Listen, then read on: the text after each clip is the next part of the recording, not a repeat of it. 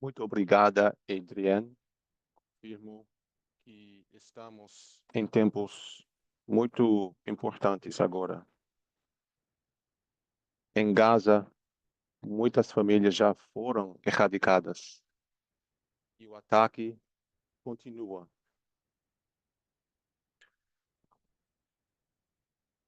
Os poderes que deveriam prevenir esses tipos de ações estão ausentes. Há anos, o Conselho de Segurança da ONU deixou de agir e foi paralisado pelo veto a favor de um cessar-fogo. Muitos se voltaram para a Assembleia Geral das Nações Unidas, pedindo a invocação da Resolução Unindo pela Paz, uma ferramenta que foi criada há décadas. Essa resolução visa,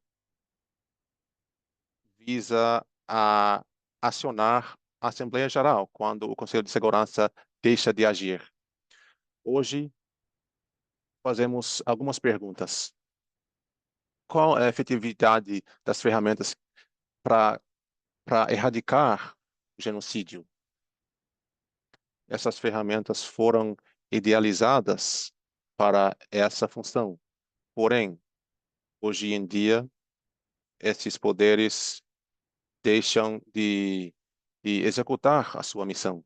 Hoje em dia, vamos examinar o que tudo isso significa para nós.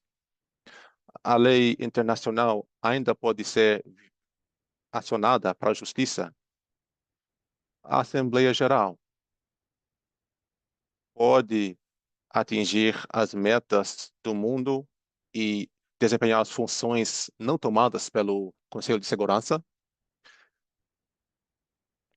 Tenho prazer enorme para estar acompanhado de especialistas aqui hoje para discutirmos sobre esses assuntos. Como combatemos a confusão, a falta de certeza e a desconfiança para com os sistemas ao nosso dispor? Com isso dito, tenho o prazer de introduzir os panelistas. Temos o Bai Aboudi, que é integrante do Comitê de Direção da Rede de ONGs Palestinos, conhecido como PINGO. Está conosco também a Lamis Dick, que é diretora de Assuntos Políticos e Jurídicos da Comissão da PAL sobre Crimes de Guerra, Reparações e Retorno. Também o Craig Muhaiber, que é advogado de direitos humanos internacionais e ex-oficial de direitos humanos da ONU. E eu tenho o prazer de mediar este painel. Eu sou a Hazami Barmada, estrategista de impacto social e defensora de direitos humanos aqui em Washington. Quero agradecer a presença de todos os integrantes do painel, onde quer que estejam no mundo. O título deste evento é Unindo pela Paz. Eu sei que algumas pessoas estão familiarizadas com esse conceito, mas continua gerando confusão. Então, eu vou pedir para os integrantes explicarem para nós o que é esse conceito exatamente, Unindo pela Paz. O que é isso? Muito obrigado, Hazami, pelo convite. É um prazer estar com todos os integrantes do painel. Unindo pela Paz é um mecanismo da época da Guerra Fria. Foi estabelecida em 1950 para tratar da arquitetura das Nações Unidas. O poder do veto no Conselho de Segurança consegue impedir qualquer ação. Só é preciso o veto de um membro permanente para isso. Devido a isso, vimos 6 vetos ao longo do genocídio, um total de 5 dos Estados Unidos. A resolução Unido pela Paz foi criada para combater esse veto. Os membros permanentes da ONU estabeleceram que essa resolução Unido pela Paz ele autoriza a Assembleia Geral para tomar uma ação quando o Conselho de Segurança não conseguir. Quase todos os países do mundo são membros da Assembleia Geral. todo país tem um voto e não existe o poder de veto. Por isso, mesmo quando os Estados Unidos falharem a tomar uma ação com uma votação de 2/3 da Assembleia Geral, ela consegue emitir recomendações e até autorizar o uso da força quando for necessário, além de outras funções. Basicamente é isso. Agora, essa resolução, Unindo pela Paz, já foi acionada várias vezes. Na maioria das suas vezes, foi com o intuito de adotar um cessar-fogo, não para fazer nada ativo. Aqui queremos aproveitar essa resolução para promover, por exemplo, sanções sobre os israelenses, para apelar para a rejeição e, e o restabelecimento de mecanismos passados, até para estabelecer algum mecanismo de responsabilidade e legitimar a força de proteção da ONU. Agora eu concluo com o seguinte: em 1956, essa resolução foi acionada para usar a força de emergência para ingressar na região de Sinai para resolver o conflito lá entre os franceses e os britânicos que estavam cometendo violações contra os egípcios. Vemos que essa resolução tem potência e queremos que forme parte da nossa solidariedade e nossa resistência hoje em Gaza. Muito obrigada por isso, Craig. Lemis, agora eu vou pedir para você explicar um pouco mais sobre essa proposta.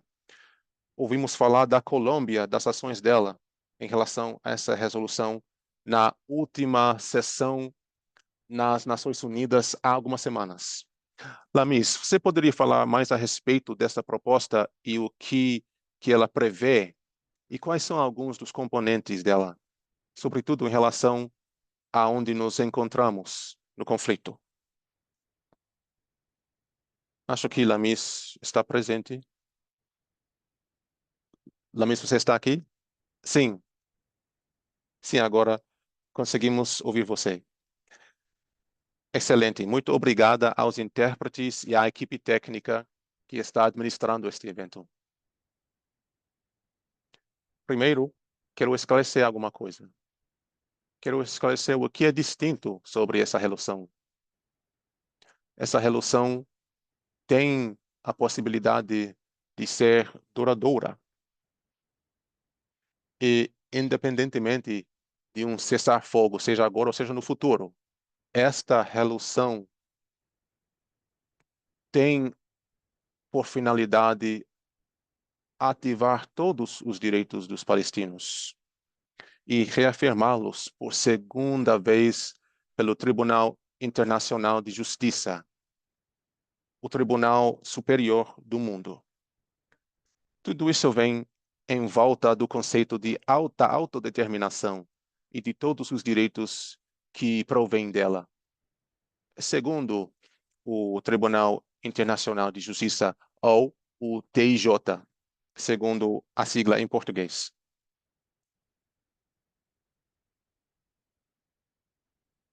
Então, como o TIJ falou, o pilar central desta resolução é a autodeterminação. Parte disso envolve a proteção de civis, tanto em Jerusalém Oriental quanto em Gaza e na Cisjordânia. Todos esses direitos são irrevogáveis e inegociáveis. Jamais deveriam estar sujeitos a sofrimento. A satisfação, a autodeterminação e o fim da ocupação, do genocídio e da apartheid. Estes são alguns dos pilares do conceito. E a partir de aí vêm os esforços da força internacional, bem como as obrigações de outros países. Eu acho que Outras medidas vêm também a partir disso, como o bloqueio.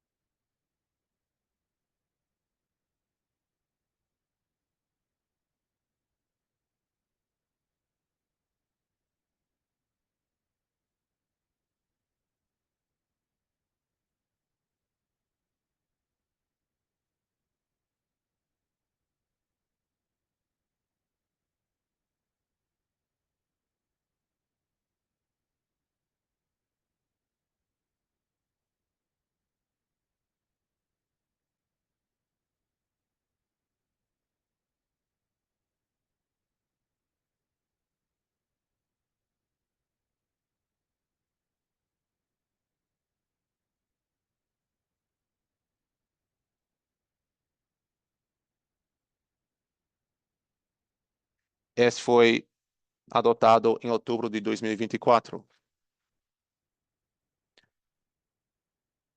Sabemos, então, que é a partir de aí que os países vão entrar e negociar. Tenho confiança de que esses pilares vão sobreviver ao longo do tempo. Isto devido às previsões dentro da resolução e vai beneficiar os palestinos tanto em Gaza quanto na Cisjordânia.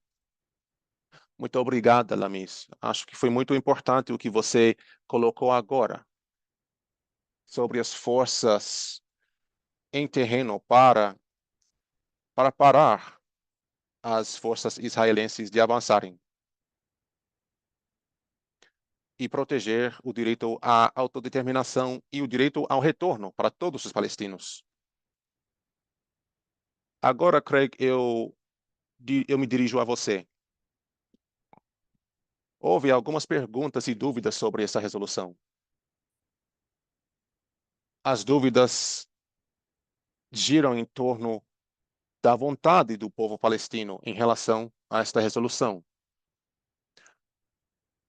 O povo palestino realmente foi consultado e essa resolução reflete os desejos deles? Eu me dirijo a você agora, Ubay. Muito obrigado.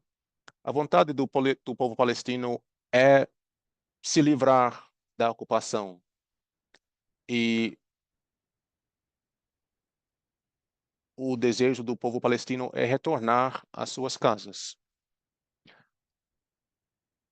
As pessoas vivendo na Palestina histórica vêm sofrendo muitas violações e violências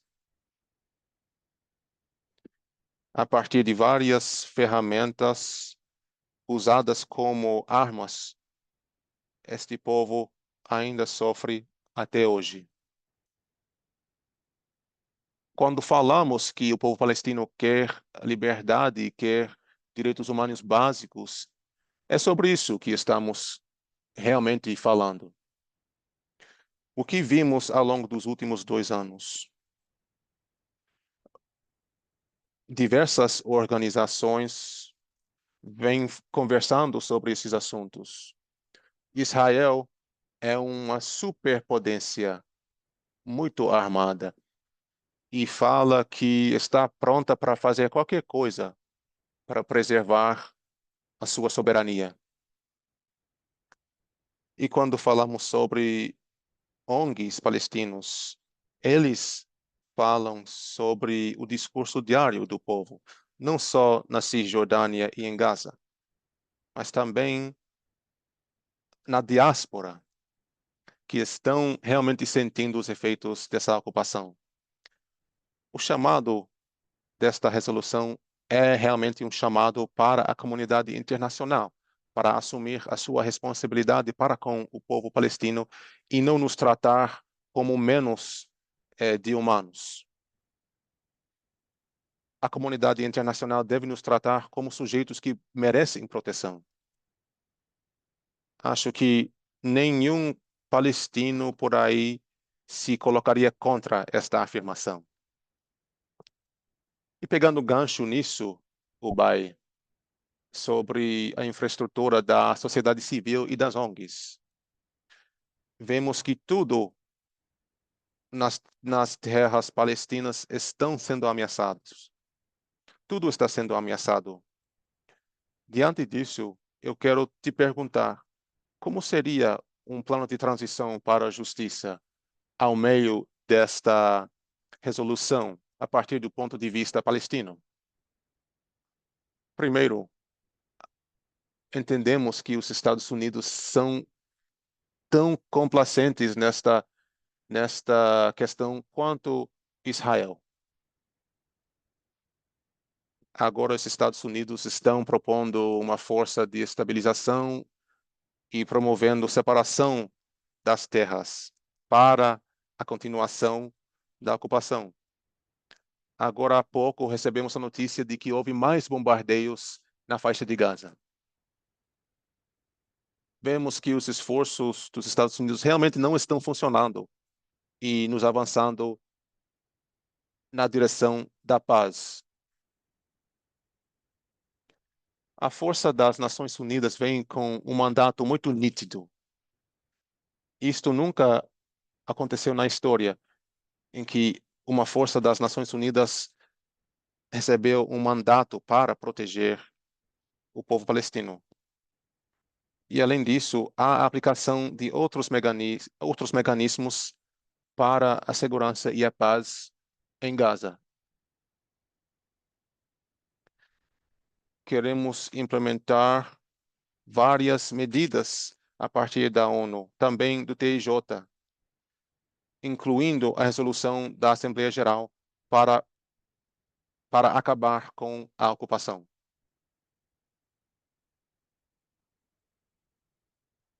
Muitos indivíduos lucraram muito a partir desta ocupação contínua.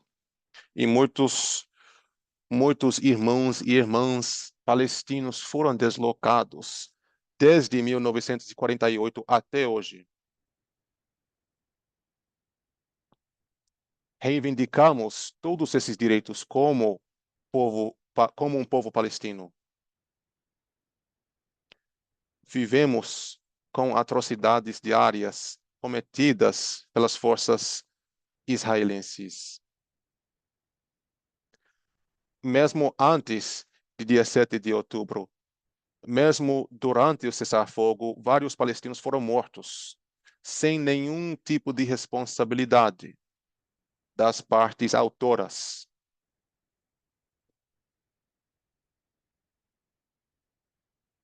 Dito isso, a lógica toda do mundo não está certa neste momento.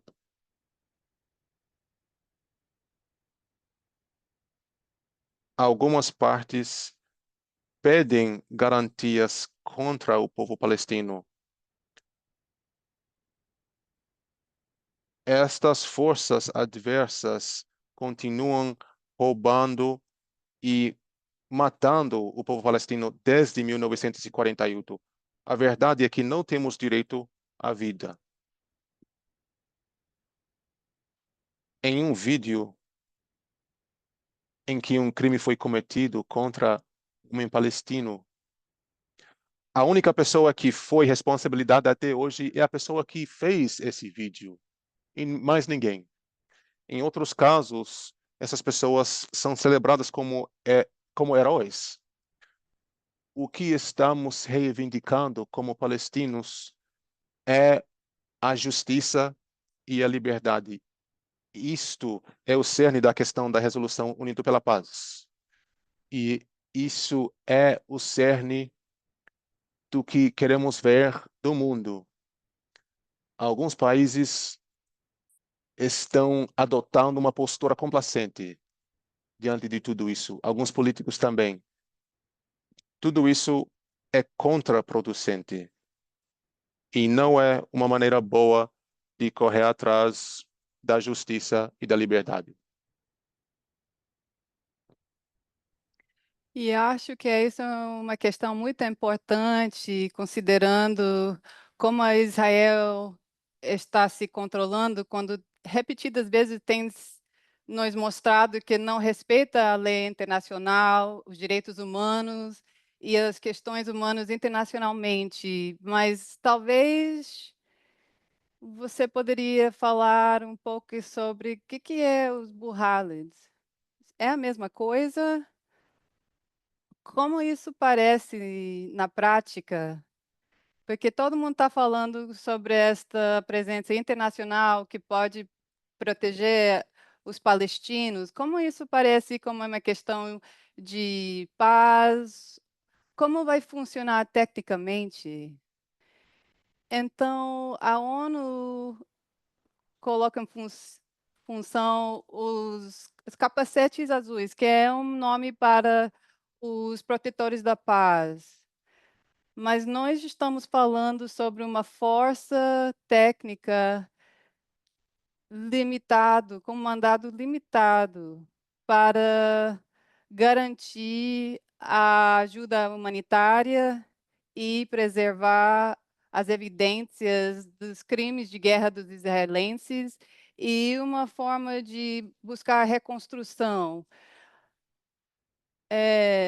Percebe-se que não estamos nos metendo nas questões do governo israelense, porque isso não é questão de alguém fora dos palestinos e os israelenses. E o Bai também apontou que era para ser como o próximo capítulo de responsabilização, que começou em dezembro de 2023 na África do Sul, na Corte Internacional, trazer eles ao corte para genocídio e medidas provisórias da Corte Global Internacional da Justiça, e percebemos que era totalmente ilegal e que os palestinos poderiam voltar, não precisavam negociar para seus direitos. Era uma questão histórica e pelo Tribunal Internacional de Justiça e que foi distribuído pelos processos contra israelenses.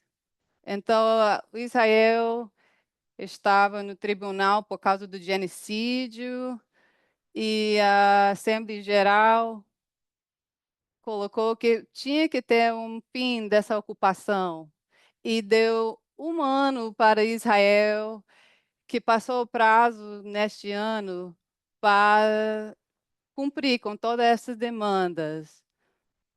Mas depois dessa expiração do prazo, a, a ONU seguiu tentando impedir medidas de responsabilização, e por isso chegaram a acordo de Saudi e França, de Saudi Arábia e França.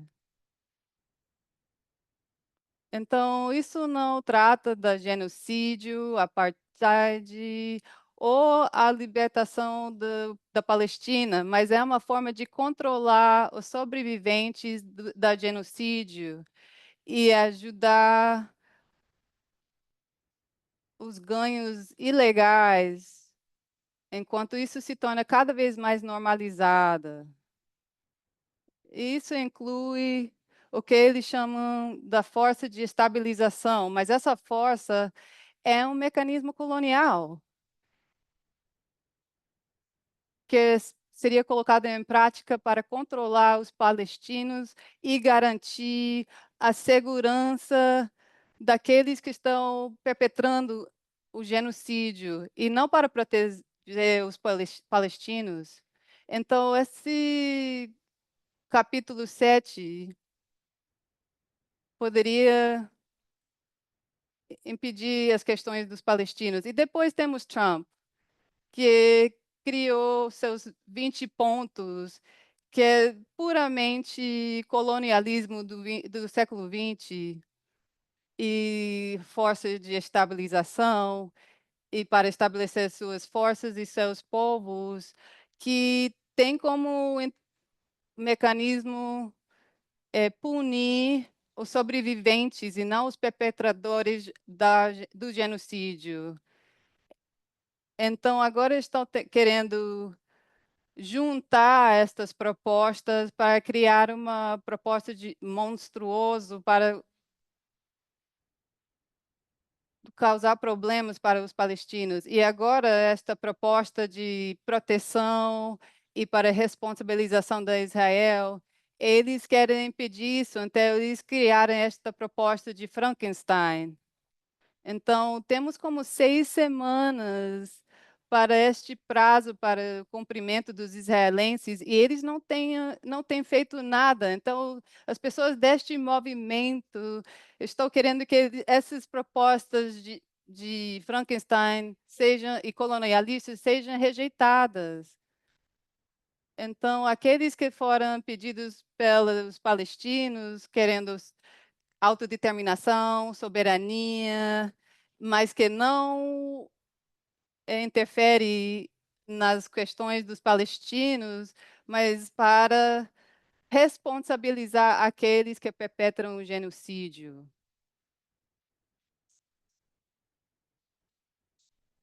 Isso é uma distinção que ajuda bastante. Eu quero voltar para falar com Lamis sobre as questões que Craig apontou sobre a proposta da França e Arábia Saudita. E como que a resolução da ONU pode conectar essas propostas? E se isso acontece, o que, que vai acontecer com a resolução da União pela Paz?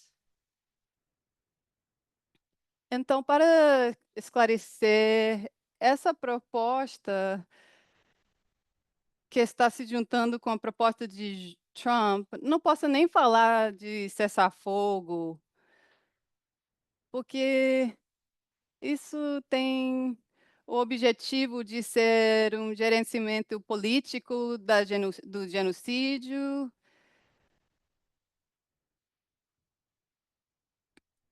e uma escalação da limpeza étnica, que é o interesse dos israelenses. E então isso não trata dos direitos básicos. Então, eu acho que aqui podemos oferecer algo que demonstra a imagem maior, o que realmente está acontecendo com Arábia Saudita, o Reino Unido, porque essas são propostas criminosas vinculadas às propostas anteriores do Reino Unido, e estas são propostas criminosas a respeito dos direitos dos palestinos que querem viver em dignidade e ter sua autodeterminação. São violações criminosas dessas questões básicas que estão sendo aceitadas internacionalmente. Então, são violações criminosas sobre das suas próprias obrigações, e são ações criminosas que permitem proteção política dos fascistas e da entidade de apartheid. Então, eu acho que precisamos verificar o que, que realmente está acontecendo. Por outro lado, temos a proposta de paz. Por que não é uma solução criminosa e que não busca expandir a, o genocídio?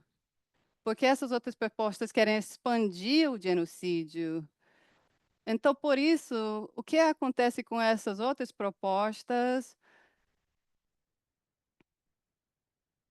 essas propostas vão sobreviver e não vão ser impactados, porque não tratam da situação criminosa ou tentando impedir as bombas e a desidratação e a questão de passar fome e os bombardeios constantes, mas a resolução Unidos pela Paz, passa pela tudo isso. Então isso não vai incluir estados de cúmplice. Essas são questões aceitáveis. Então por que deixaremos que tudo isso fosse incluído? Então todos estes termos que têm sobrevividos ao cessar-fogo, não tem a ver com paz parcial ou deixando uma parte do mundo ver o que realmente está acontecendo. Estamos falando sobre uma paz ao longo prazo e tratando da ocupação armada. Então, eu também quero chamar a atenção à urgência da do apoio da sociedade. E se temos um pouco mais tempo, eu quero apontar o que é muito poderoso sobre esta proposta de Unindo pela Paz, é impedir os crimes de guerra e genocídio. Desculpe, eu estou lendo as mensagens aqui embaixo. Desculpa. Então, esse mandato supera tudo que está acontecendo na prática, até a fragmentação de um povo ocupado que não tem uma posição com a ONU. Então, esta resolução de paz deveria estar vinculada à sociedade civil, mas esta sociedade tem demonstrado desde o primeiro dia que durante 77 anos os palestinos têm encarado genocídio. Então, onde estão os árabes e todas as outras sociedades que deveriam estar ajudando? E eu quero voltar ao que eu estava dizendo antes, é que a urgência não é apenas o genocídio contínuo e os bombardeios, porque o genocídio não tem parado de fato, porque as pessoas já ainda estão passando fome, mas temos uma situação crítica neste momento, e isso trata da ideia de dar a pena de morte aos reféns palestinos, e isso não deveria ser possível pelas forças israelenses, especialmente considerando o número de reféns que temos e que ainda vamos ter, que está crescendo cada dia, aumentando o genocídio. Então é mais importante do que nunca salvar vidas. Eu espero que eu consegui responder às suas perguntas. Outras questões vou deixar para depois. Obrigada, Lamis. Não quero ser detalhista demais, mas eu queria apontar algo sobre a pergunta se a proposta de Trump, porque eu acredito que algumas dessas propostas estão sendo colocadas para enfraquecer as propostas de paz no mundo, que querem defender a Palestina e dar mais atenção a essas questões de paz e resolução. Então, minha pergunta é para tratar disso, como se a resolução da ONU fosse rejeitada ou passasse por um veto e não temos o voto da maioria, isso significa que este plano de paz do Trump na mesa O que que poderia acontecer com esta solução de paz, se isso acontece? Eu quero entender onde estamos politicamente, para entender como estamos conseguindo pressionar politicamente os governos. Então eu acho, em termos de Trump, ele não se importa com isso. Ele vai tentar colocar todos os seus planos bonitos. Então, para conseguir aprovar algo ilegítimo e ilegal, então, se eles conseguem fazer isso, eles vão tentar de outras formas. Então, a proposta da Unindo pela Paz e a proposta de Arábia Saudita, o Trump e outras propostas monstruosas de segurança não representa um limite de segurança ilegal, mas vai criar mais problemas políticos. Então precisamos verificar que a adoção de uma proposta com isso para a paz e o que Trump e os outros estão propondo vão vão fazer isso muito mais difícil para uma proposta de paz ser aprovada, porque eles provavelmente não vão aprovar 2 forças ao mesmo tempo. Então você pode imaginar as outras propostas que talvez sigam em frente, como que Lamis estava falando anteriormente. Então, as questões de proteção seriam ameaçadas demais com essas propostas coloniais ou estas forças de estabilização para controlar os palestinos e talvez controlar a resistência na Palestina e interferir com a autodeterminação e soberania dos palestinos. Então, é por isso que essas propostas são tão perigosas. Então, não sei se esse tipo de paz de Trump e da Arábia Saudita tem sentido, e eles têm muitos desafios, como o que aconteceu na Assembleia Geral com o Estado Petro em Colômbia e outras questões, e como na Indonésia, que não estão tão entusiasmados pela ideia de forças armadas para a ocupação. Então, não sei se eles vão gerenciar um plano que vai ser aprovado. Então, o suposto plano de Trump é absolutamente impossível. Isso é bom, porque é uma atrocidade, porque a noção da primeira fase de trocar cativados ou reféns e ter um cessar-fogo não existe, porque não tem um dia que houve um cessar-fogo e continua o impedimento de fornecer comida e água para os palestinos, e tem se destruído a infraestrutura dos palestinos, não tem tido nenhum cessar-fogo em nenhum momento. Então, estas fases de paz eh, não têm funcionado de jeito nenhum. Então, por isso, não queremos desistir desta proposta de união pela paz, porque quando tudo isso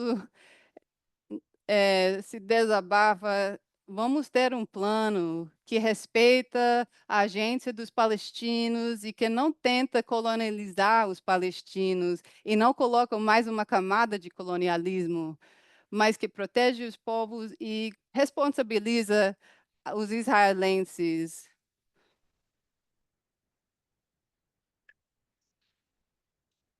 Houve várias questões e vários canais em torno dessa questão. Não sei se você consegue comentar sobre isso em mais detalhes, mas a Autoridade Palestina, eu vou usar a sigla AP, é necessário se ter a aprovação da AP? E o que acontece se essa aprovação não vier de fato? ouvimos muito na Assembleia Geral agora sobre os representantes da AP. E esses representantes não concordam com essa proposta. Bom, a AP não representa o povo palestino. A AP é realmente diferente. É um resultado da OLP, a Organização para a Libertação da Palestina. O que a AP não fez foi insistir em avançar de uma forma mais adequada. Estamos ainda negociando com a AP.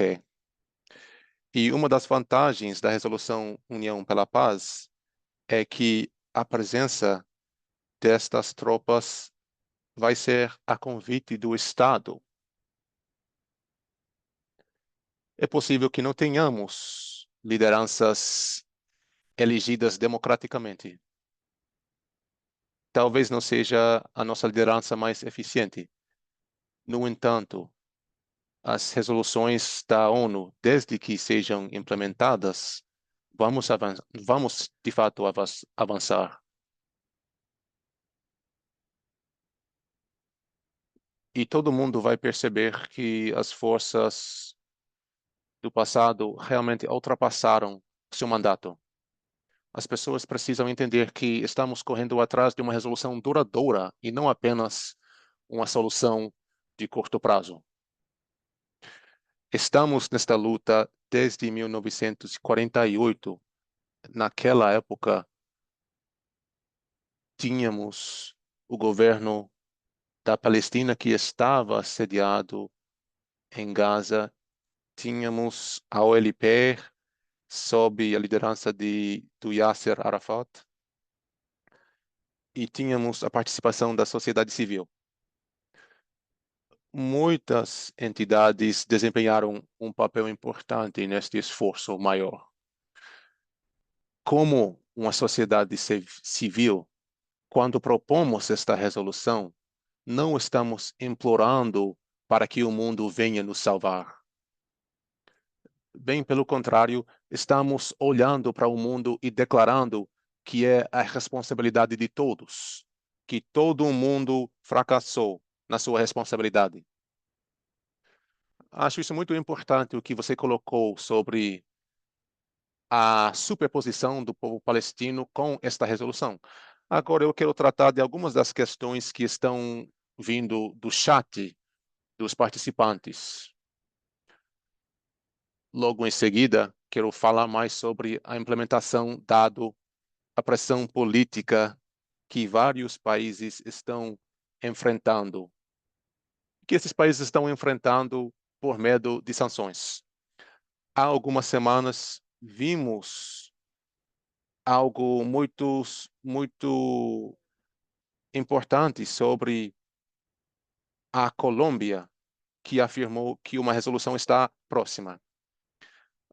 Agora, as pessoas no chat estão perguntando por onde ficamos agora. Há uma pressão muito grande para essa resolução e depois disso um período mais leve. Talvez nem todo mundo entenda o que realmente é necessário para fazer avançar uma resolução que nem essa. A questão fundamental é a seguinte: por onde ficou o rascunho desta proposta e quando será apresentada à Assembleia Geral? Logo em seguida, o que vem sendo feito para fortalecer o poder político e realmente conseguir uma votação de 2/3 para que essa resolução seja promulgada? Agora eu volto para vocês para responderem.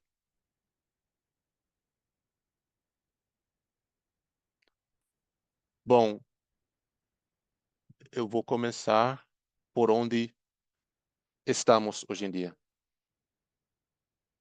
Na verdade, eu vou começar pela Colômbia.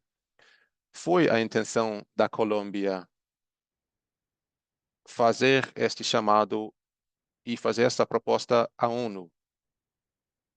Isso com a condição de que haveria apoio inicial de alguns países.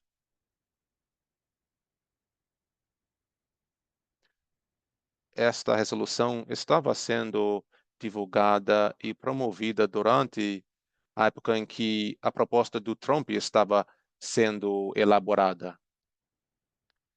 Naquela época, queríamos ver o que ia acontecer exatamente com essa proposta.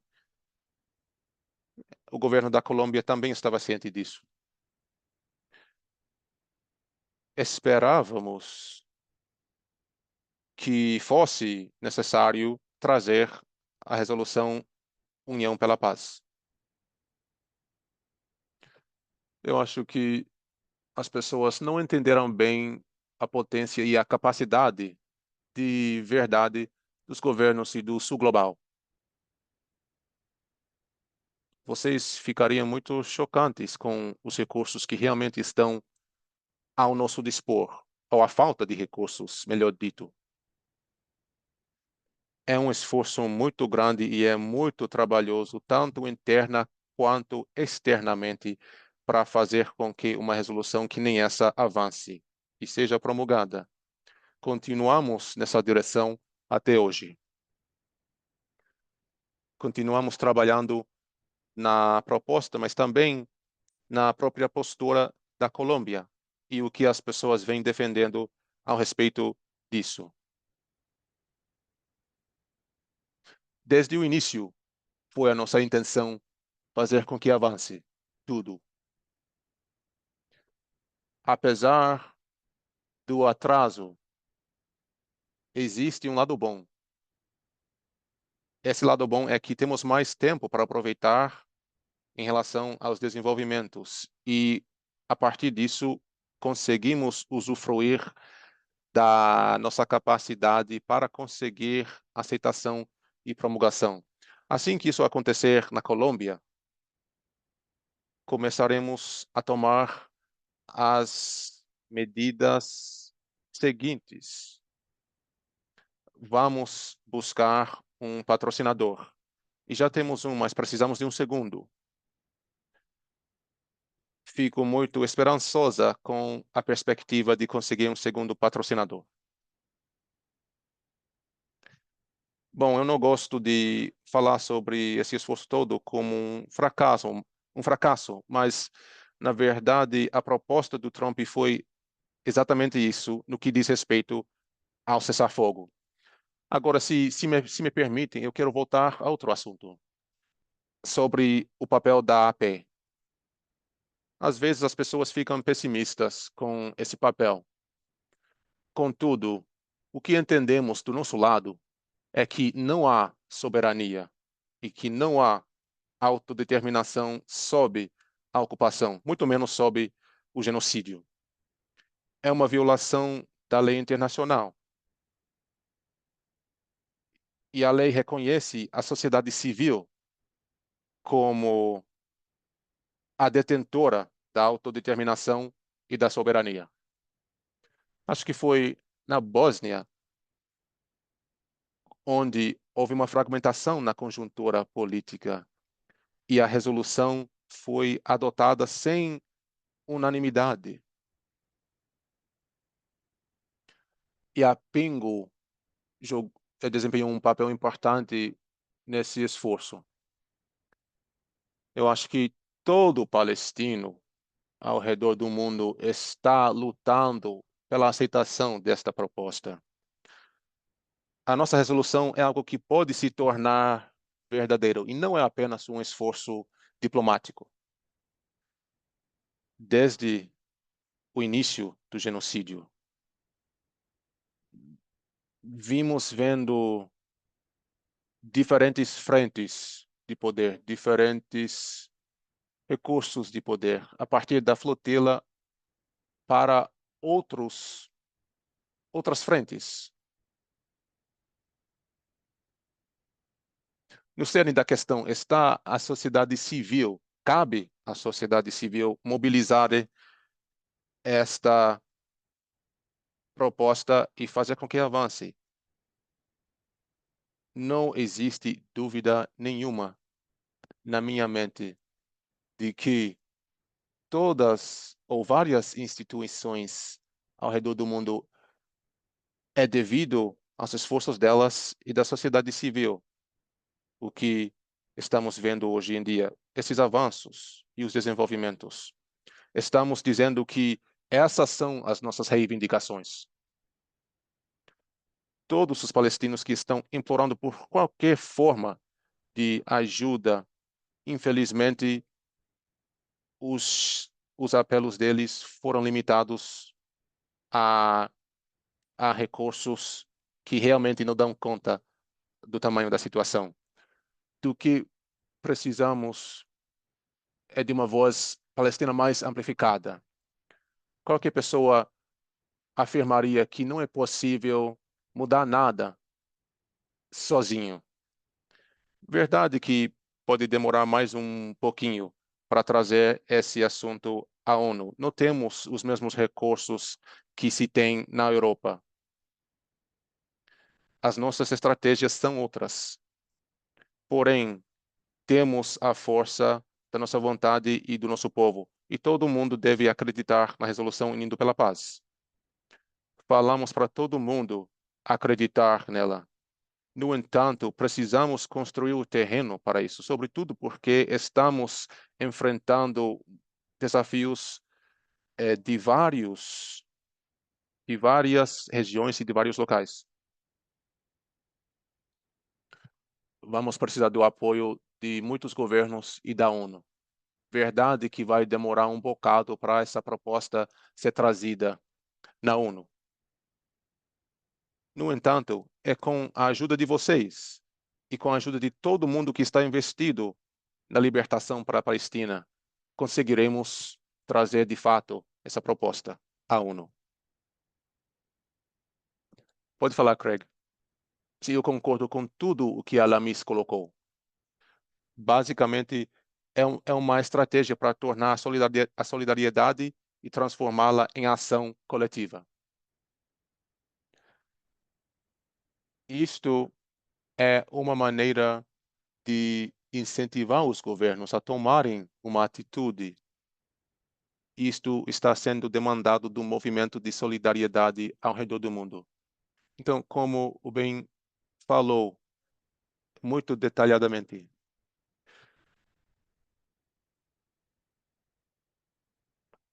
a oportunidade está presente para incluir tudo nesta proposta. Até agora, ela inclui todos os elementos que mencionamos.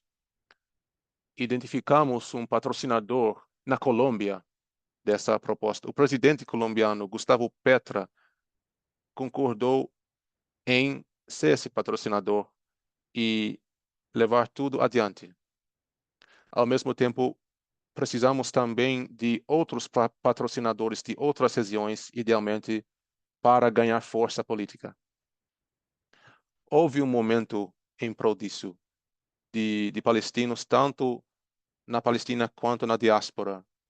Muitas pessoas ao redor do mundo trabalhando em união para isso, colocando força, escrevendo cartas, todo tipo de ação em prol desta resolução. Então, viemos parar com algo um pouco mais perigoso dos Estados Unidos e da Arábia Saudita. Isto tem a capacidade de minar os nossos esforços e de retardar a nossa força. Essas ações desencorajaram outros estados que teriam assinado e apoiado a nossa resolução. Então, foi então que o presidente colombiano discursou diante da ONU e foi sancionado logo em seguida pelos Estados Unidos. O visto dele foi tirado. E os Estados Unidos agora estão ameaçando a Colômbia com a invasão.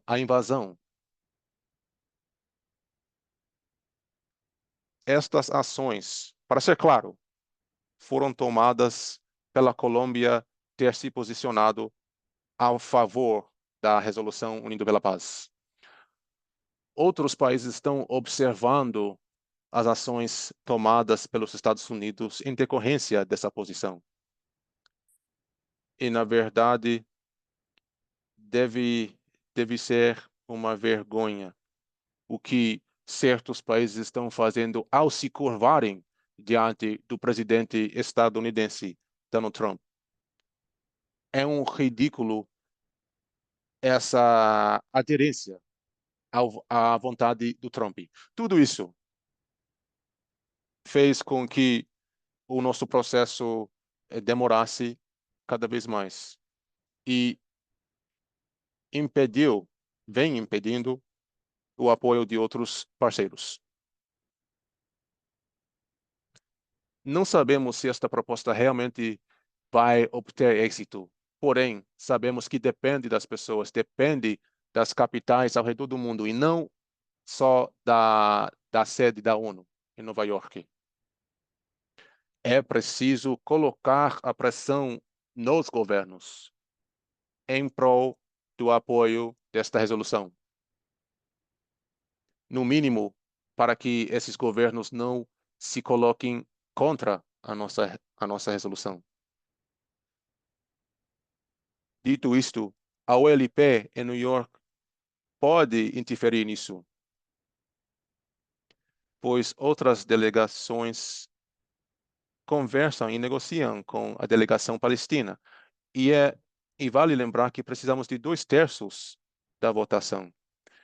Esse esforço todo estava iniciado pela sociedade civil e apenas obtém êxito com a pressão coletiva, não só sobre a OLP, mas também dos governos em todas as regiões em suas capitais. É preciso colocar essa pressão para que apoiem esta iniciativa. Só assim temos realmente a possibilidade de, de realizar a nossa meta. Vimos desenvolvimentos muito importantes contra os Estados Unidos, contra os britânicos, contra os franceses, em outras iniciativas ao longo da história. Esta mobilização do poder está ao nosso alcance, desde que consigamos pressionar os governos nas suas capitais. Tudo está se encaminhando, mas para dar realmente o próximo passo, precisamos do apoio coletivo. Bom, existem algumas questões em torno da linha de tempo. Não sei se podemos divulgar agora quem seriam os outros patrocinadores, mas as pessoas estão pedindo mais detalhes sobre a pressão que precisa ser colocada nos outros governos. Eu acho que nesse momento essa informação não pode ser divulgada devido a um medo de sanções políticas. Mas qual seria parte do desafio? O significado da mobilização ou o desafio é a falta de informação.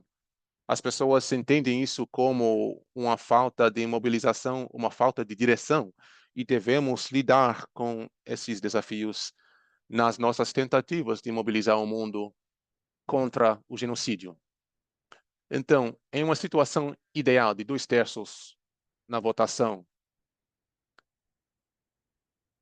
e na situação ideal de nos mobilizarmos de uma forma adequada, eu quero saber o seguinte: se tudo isso for aprovado e avançarmos, qual seria a linha de tempo esperada a partir da Assembleia Geral para a fase da implementação? É uma pergunta muito importante, porque falamos de colocar fim ao genocídio. Um genocídio que está em curso há décadas. Então, estamos falando de uma expectativa de 2 semanas, de 2 meses, 2 anos. O que vocês conseguem compartilhar ou divulgar agora? Bom, o que podemos oferecer é a presidência. Afirmamos que, sim, este processo parece estar estagnado. No entanto, existe um trabalho muito duro sendo feito nos bastidores. Tenho certeza de que todos os meus colegas aqui nunca pararam planejando, nunca pararam mobilizando a sociedade civil e tudo mais. Sabemos que, de uma forma externa, tudo pode parecer muito lento e devagar. Afirmamos que esse esforço deve ser um trabalho de muita dedicação e um trabalho de, de muito tempo envolvido. O que precisa acontecer exatamente? Todas as entidades devem ser notificadas de uma forma oficial. Isso acontece na Assembleia Geral. E é preciso haver este primeiro passo, por exemplo, quando uma pessoa dá entrada na justiça, precisa haver esse primeiro passo de instaurar o processo, ou instaurar um documento.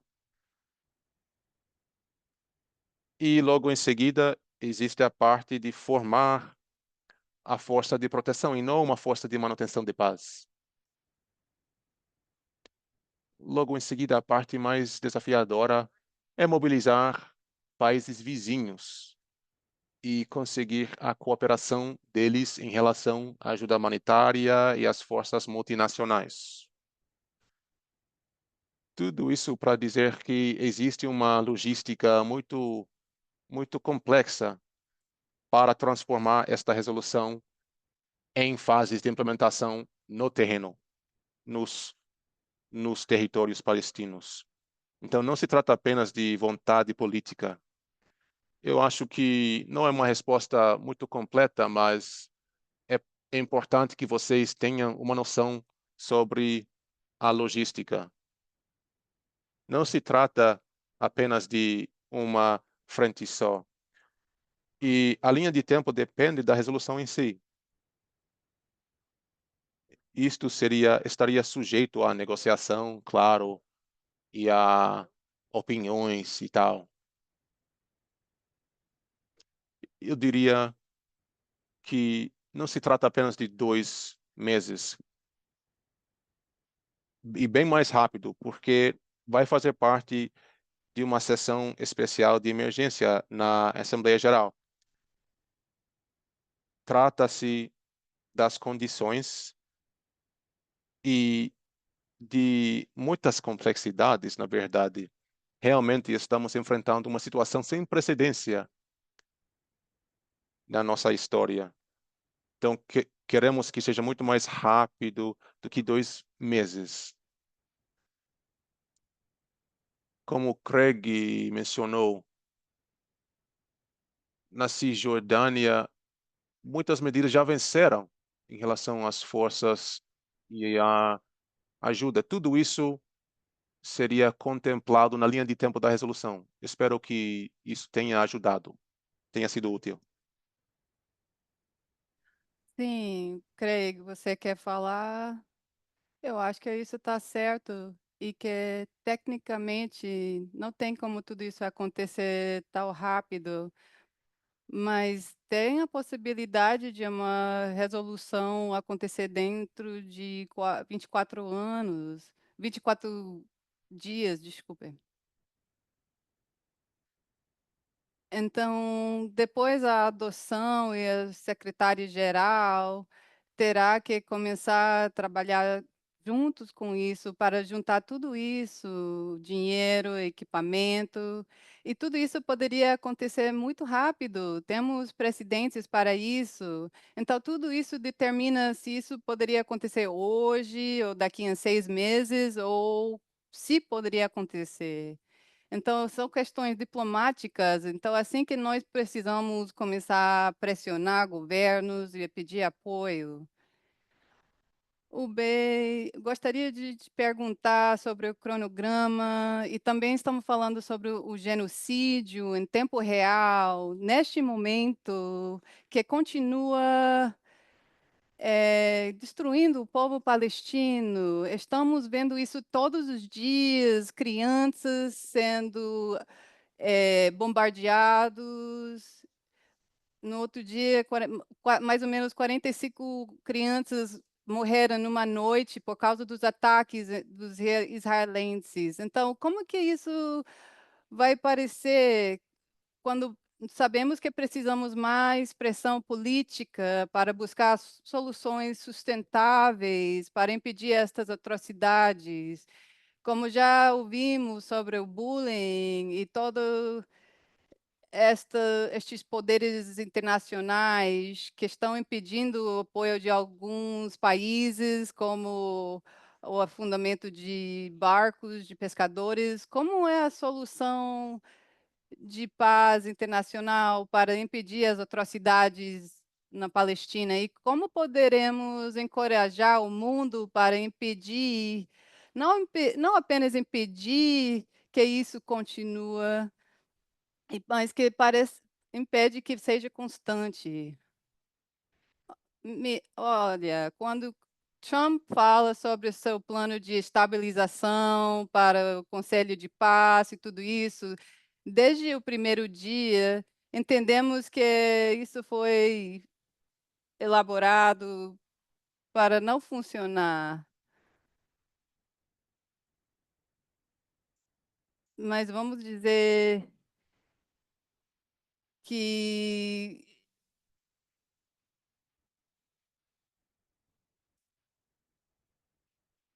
ah, por exemplo, Camp David e todos esses planos não funcionaram pela razão, porque eles não foram feitos para a aspiração dos palestinos ou para o paz.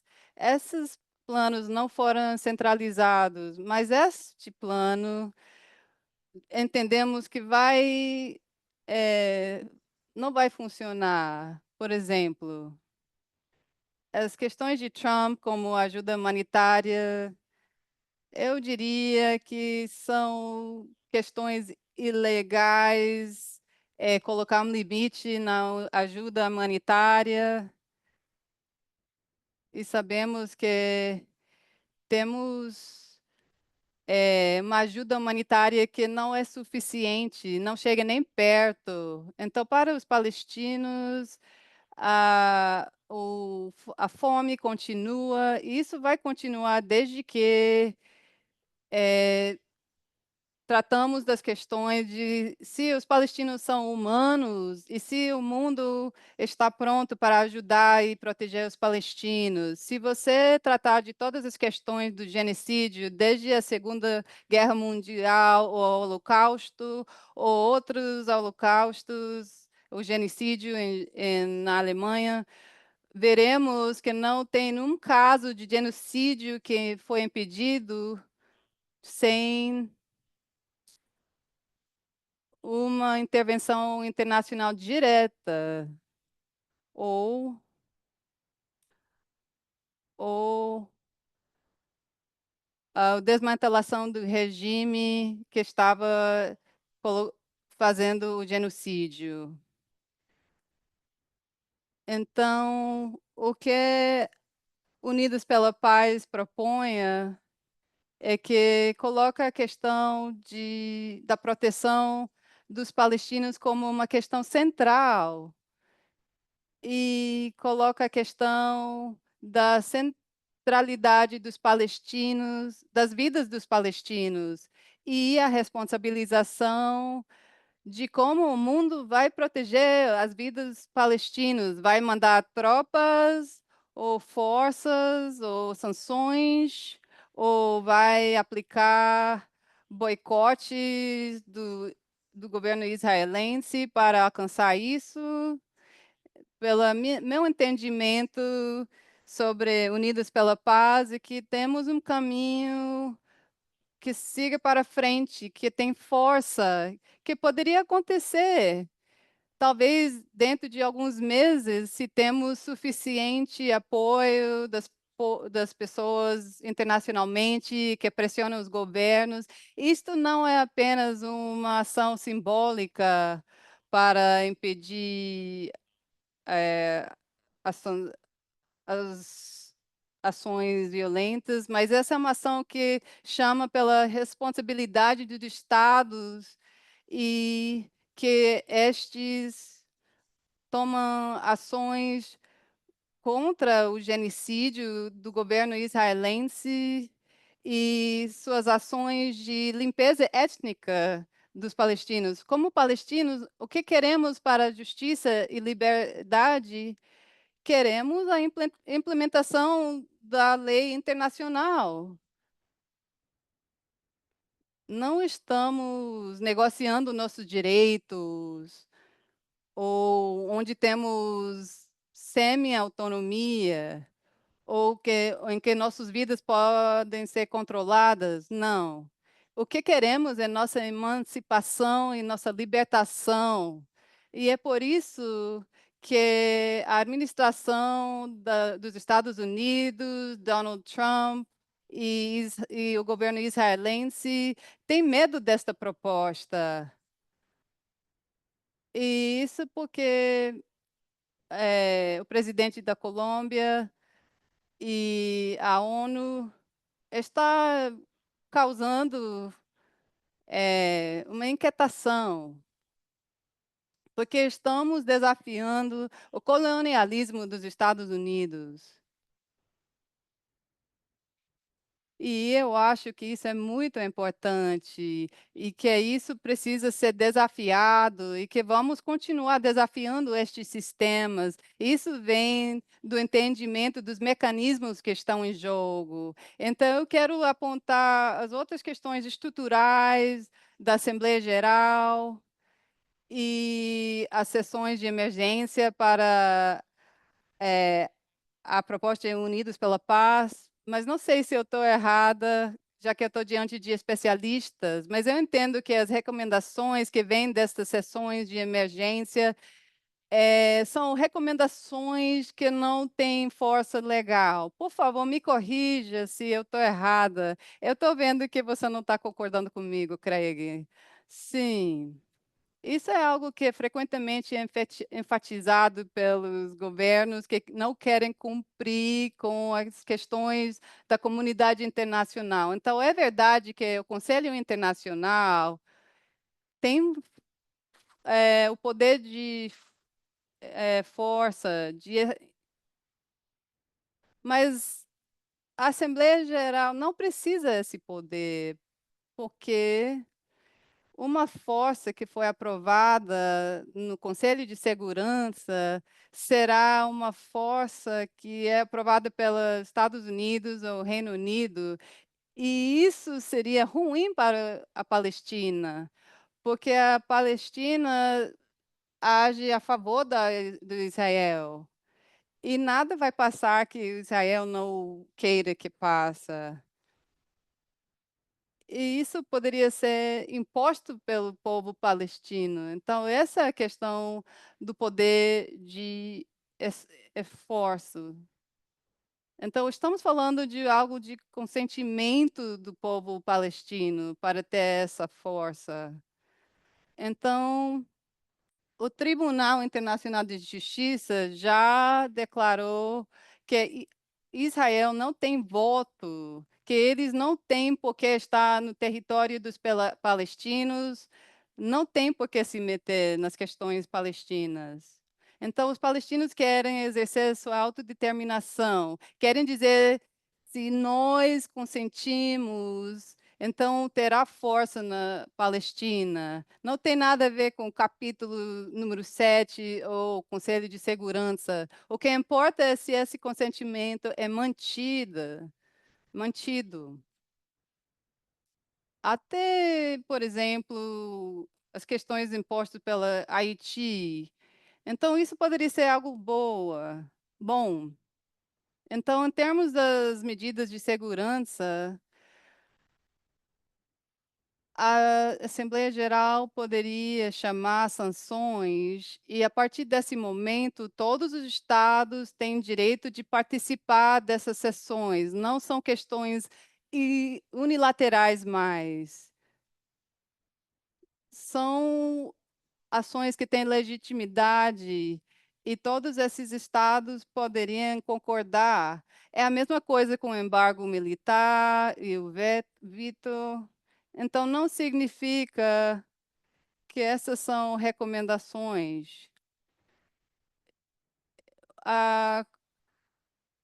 O Tribunal Internacional poderia revisar estes poderes da Assembleia Geral, que não são apenas para declarações, mas eles podem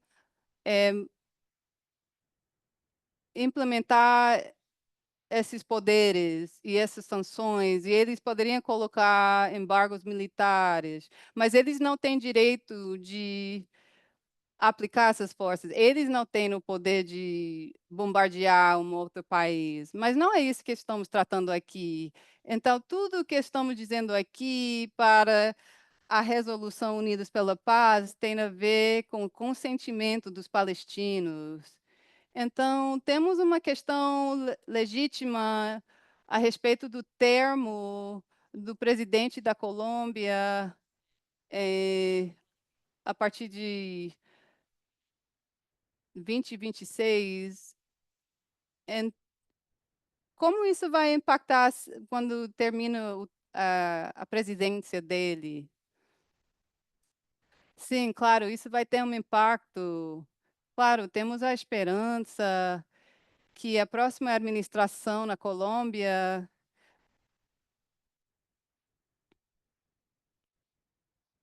sim, eu acho que o tempo é muito importante pelos estes fatores neste momento, porque não sabemos quem vai ser a próxima administração. E não sabemos se vai ser o mesmo partido. Se isso muda e temos um partido de direita,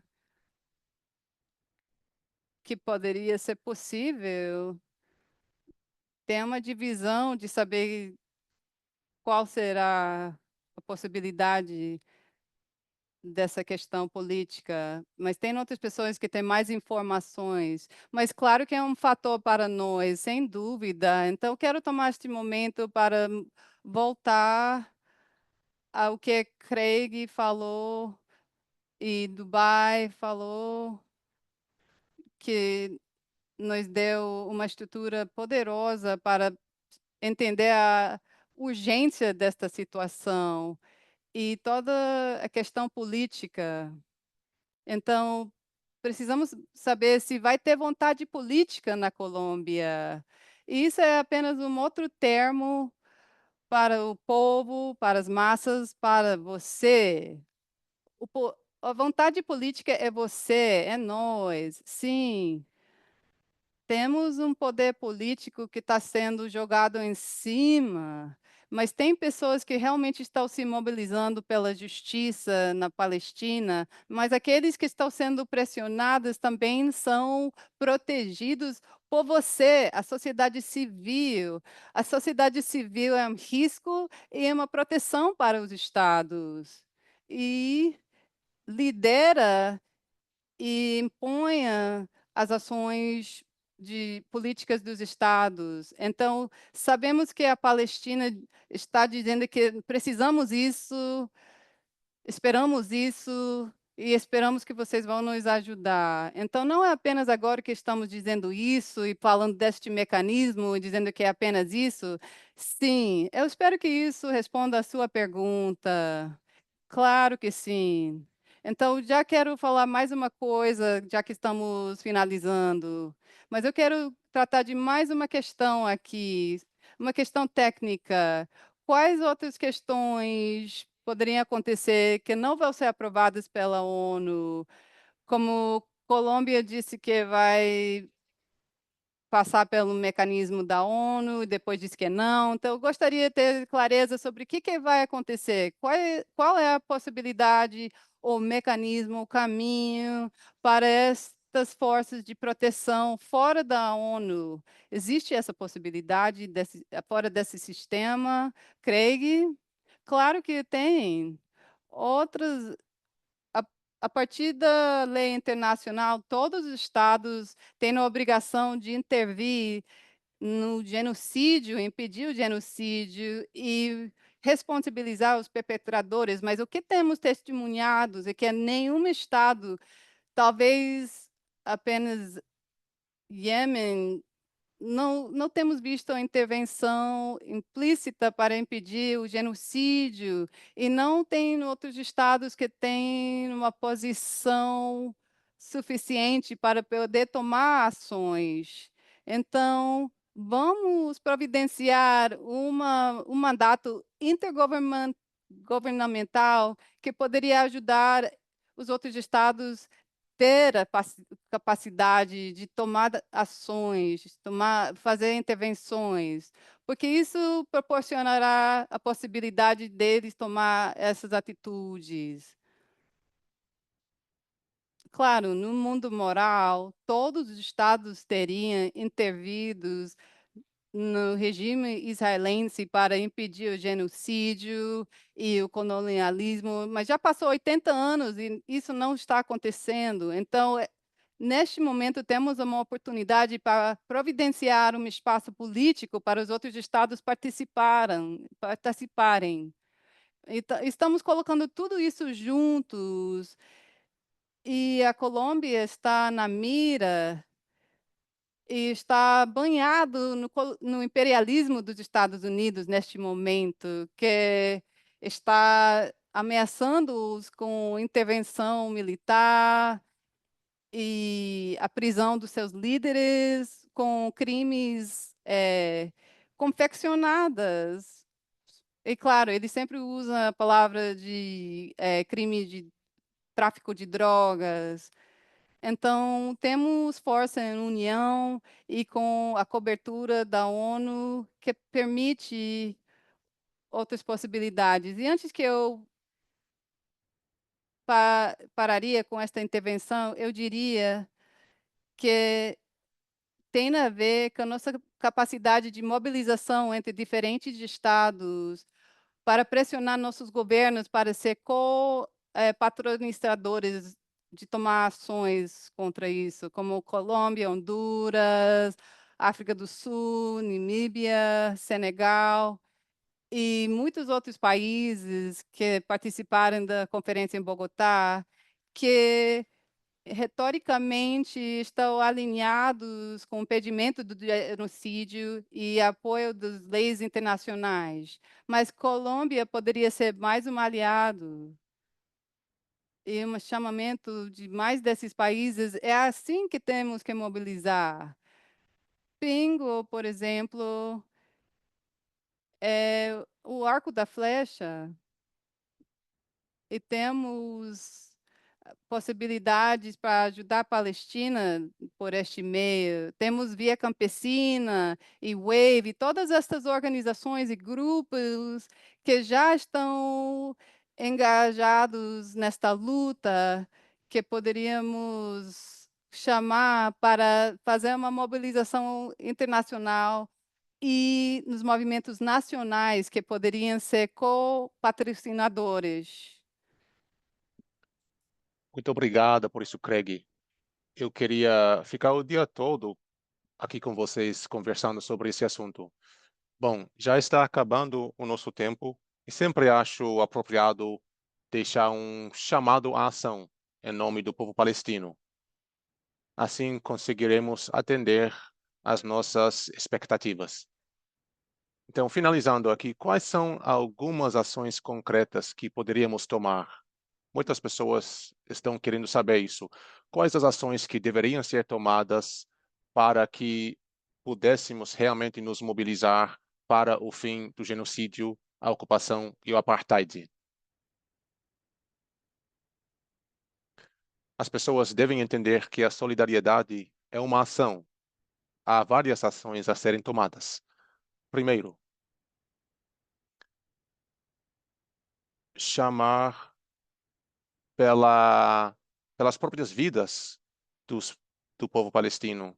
Todas as vidas palestinas importam. Segundo, é o fim da cumplicidade do genocídio. Isso é através de sanções a partir de governos, a partir das universidades, chamar pelo boicote e pelo desinvestimento em certas entidades que apoiam Israel. Tudo isso vai gerar ou vai fazer efeito ao nível econômico. Terceiro, ver se há um comitê palestino na sua cidade. Se não existir, inicia uma. Se organize. Acho que uma das coisas que as pessoas podem fazer é se educar e educar os outros. Tente organizar um comitê palestino na sua região. Vemos que quando as pessoas se unem, o poder do coletivo se multiplica. Não é preciso dedicar muito tempo, e sim pouco. 1 hora a cada 2 semanas, 1 hora a cada mês, o tempo que vocês puderem doar. Considere esse tempo dedicado à militância palestina. Eu acho que milhões e bilhões de pessoas ao redor do mundo entendem que todos nós não somos livres enquanto alguns de nós não sejam livres. Acho que o recado é esse. Verdade. Ninguém é livre até a Palestina ser livre. Muito obrigada a todos os participantes, a nossa equipe trabalhando nos bastidores. Agradeço os intérpretes que se juntaram a nós em cima da hora. É verdade que há muito trabalho a ser feito de aqui para frente. Sei que muitas pessoas estão indagando sobre como ficar a par dos desenvolvimentos. Vamos continuar compartilhando com vocês vários links e tentaremos, de uma forma estratégica, organizar todas essas informações para que as pessoas não precisem clicar em muitos links e talvez se perder. Agora, estamos tentando organizar esses detalhes para que todo mundo possa ficar a par dos desenvolvimentos e para que a nossa militância fique cada vez mais poderosa e potente. Sei que, infelizmente, não conseguimos responder a todas as perguntas no chat, por isso, encorajamos todo mundo a nos seguir nas redes, seguir nossos arrobas e tudo mais. Deixamos aqui vários recursos para você também no chat. Por favor, fiquem a par das nossas notícias. Sempre precisamos de cada vez mais apoio e cada vez mais mobilização. Assim como a coletividade, conseguiremos libertar a Palestina. É apenas uma questão de tempo. Isso vai acontecer. Depende de todos nós e da pressão política. Com tudo isso, a todos os integrantes do nosso painel, muito obrigada a Craig, Lamis, Ubay, muito obrigada pela atuação de vocês. Muito obrigado, Razami. Muito obrigada pelo seu trabalho, Razami. Eu só quero acrescentar uma coisa. Um ponto de ação aqui. Queremos muito que as pessoas levem muito a sério o nosso chamado pela resolução da paz e pela força multinacional. Queremos que as pessoas patrocinem isso e que reivindiquem isso como um pilar central da nossa iniciativa. Isso não vem só de mim como advogada, mas vem também da sociedade civil palestina. Então, envie e-mails, faça telefonemas, apareçam nos protestos e nos eventos. A verdade é quando as pessoas em outras partes do mundo querem demonstrar a sua vontade, elas realmente aparecem nos edifícios governamentais. Vimos isso na Europa, por exemplo. Eu acho que as nossas comunidades façam igual, como mencionamos antes hoje. Por favor, adotem esse pilar como parte integral da nossa iniciativa. Eu peço desculpas pelo atraso aqui no tempo, mas eu achei muito importante colocar esse ponto no final. Verdade, Lamis. Excelente. a verdade é que não existe uma falta de desejo, mas a questão é como proceder. Precisamos encontrar meios de compartilhar as nossas pautas e meios de nos unir com outras comunidades. Dito isso, continuaremos olhando para vocês e dependendo de vocês para fazer com que a nossa pauta avance. Precisamos que vocês batam as portas, precisamos que vocês enviem e-mails e que precisamos que sejam resilientes na nossa luta pela justiça e pela libertação da Palestina. Continuaremos compartilhando mais recursos. Eu sei que várias pessoas pediram kits de ajuda também. Vamos providenciar esses recursos. Bom, com tudo isso, reivindicamos uma Palestina livre